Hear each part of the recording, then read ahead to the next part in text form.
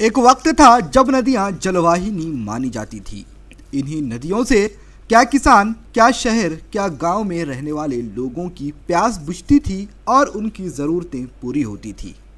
फसलों को पानी भी इन्हीं नदियों, कुएं और तालाबों और नहरों के जरिए पहुंचाया जाता था। लेकिन बदलते दौर के साथ साथ सारा का सारा स्वरूप ही बदल गया। अब नदियों किनारे बड़े बड़े डैम और प्रकल्प बना दिए गए हैं। होता यह है कि इन नदियों का पानी इन प्रकल्पों में सुरक्षित कर रख लिया जाता है और फिर यही पानी शहरवासी व गांव वासियों की ज़रूरत को पूर्ण करता है।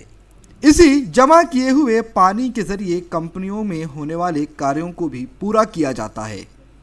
लेकिन इन सब के बीच, इन सब प्रकल्पों से, इन सब कार्यों से नदियों की स्थिति क्या हो चुकी है, यह एक दिलचस्प और चिंतादायक विषय है।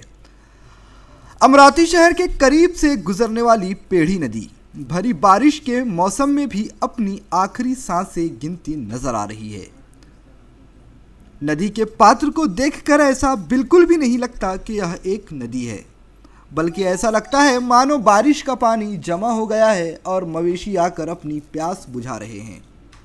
पेढ़ी नदी की हालत यह क्यों हो गई, इसका जवाब किसी के पास नहीं है।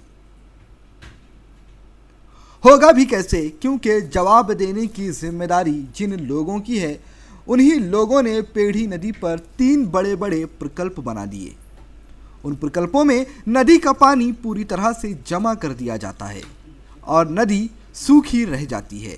यही वजह है कि इस मूसलाधार बारिश के मौसम में भी नदी का जलपात्र बिल्कुल ख़त्म नज़र आ रहा है। और इतना होने के बावजूद भी एक और प्रकल्प इसी नदी पर बड़ा बनाया जा रहा है।